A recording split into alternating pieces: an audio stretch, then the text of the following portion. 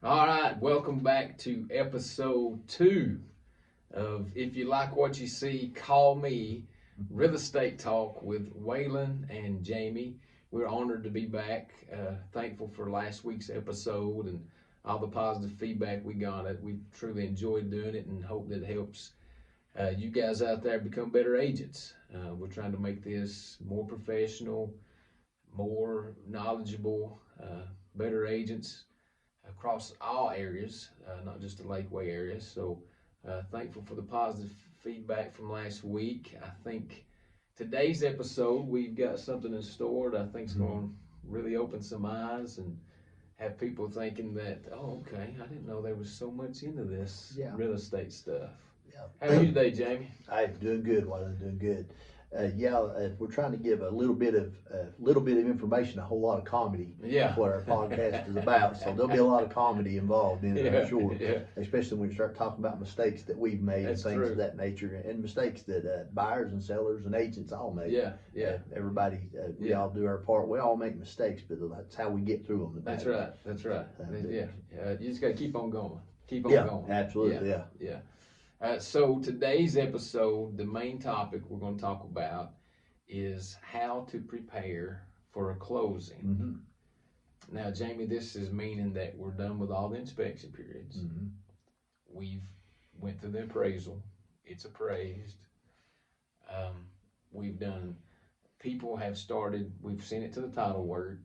We've got all hit. So now we're getting ready for the closing date. Yeah. Which is normally when I start preparing for the closing, it's normally around 4 or 5 days in advance to the closing. Yeah. So if we're closing on Friday, Monday, Tuesday, I'm getting everything ready. Yeah. What's some of the things that you do too? Some of the things I do, lenders have kind of changed some things a little bit. When you get your CD or your closing disclosure, by law you have to have that 3 days prior to closing, and that's just a law that the lending companies have to go by. But they've kind of they started in preliminary CDs so that they can give you a preliminary number and just give you the readjust the numbers at the end. You get it the day of, so it's not a big deal. They've just kind of their work around trying to get everything because of the way things get moved around. And one thing I try to tell all my people is closing dates are tentative.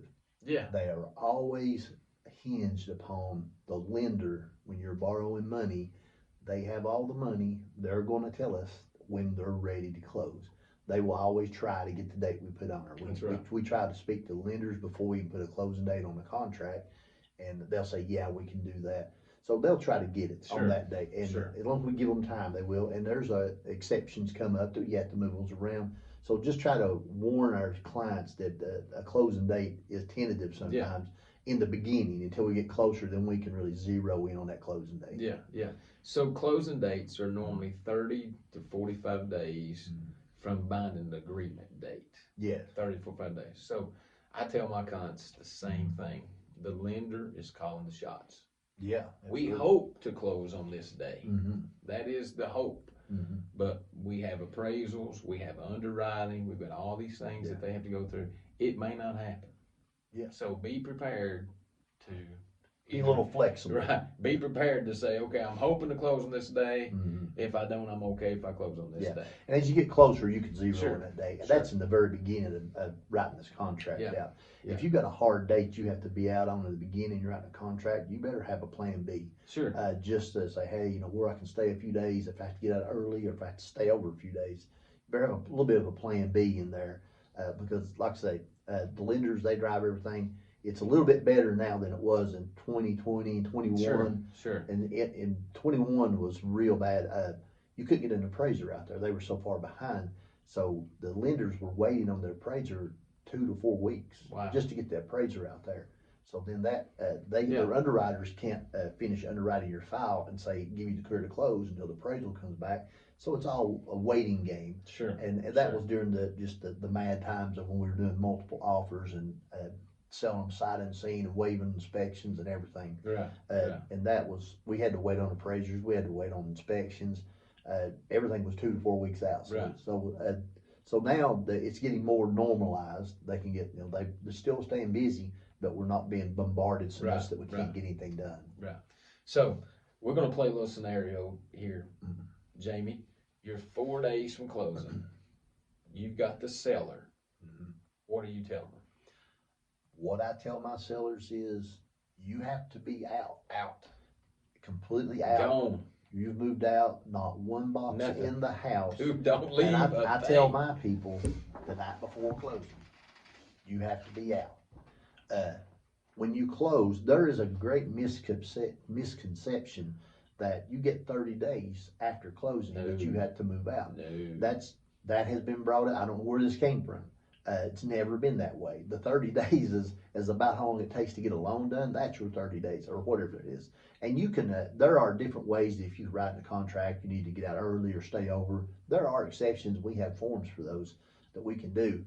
But traditionally and normally, you have to be out before you sign the papers to close. Yes. Because when they sign the papers to purchase, that's their home. And it's like when you go buy a car, you go down and you sign the papers to buy that car. The dealer don't tell you, I'm gonna drive it for 30 days and you can come pick it up.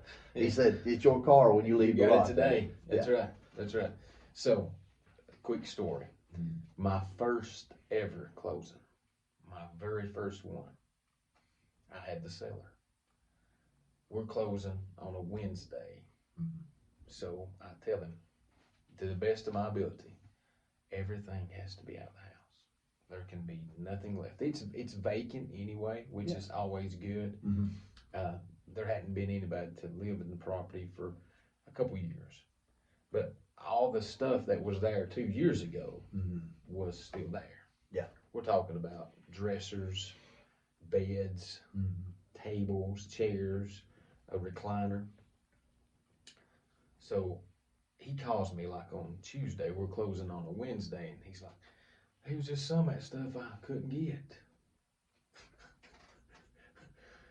I was like, I asked you if you needed any help, if there's anything I can do, if you want me to find you a moving company. You told me you thought you had it. I was like, we gotta be out. He's like, I just can't lift it. I can't lift it. So my first ever closing, this is what I do. I take my truck, I go get a trailer with my truck. I pull into that house. Guess who's loading furniture? The real estate agent. The real estate agent. Yeah. We are moving everything out. So I have no idea what to do with this stuff. Most of it, is not salvageable to me. It may have been some of this. So anyway, I'm unloading this house because it has to be emptied. There can be nothing left for closing. I take this stuff and I bring it to my house. I just drop it off in the backyard down there. To this day, I've had somebody come and clean it up, but to this day, my wife, she warns me, don't bring any more junk to this house. Don't bring it to the house. Do not bring it. Take it to the dump. Take it to the dump. I was just learning. I didn't know, where to take it, what to do with it. I mean, we had a recliner, we had tables and chairs, we had a dresser, a little small dresser. There was tons of stuff that was still in this house that he couldn't get to it all. So here I am, a day before closing. It's got to be out, got to be gone. That the buyer gets a final inspection.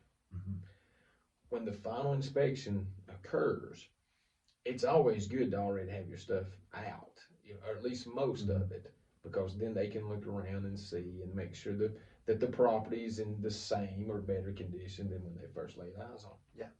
So I just had a feeling that these buyers hadn't done their final inspection yet. I just had a feeling that if they'd done the final inspection, they done seen the dressers, the beds. They're like, we don't want it. We don't want it.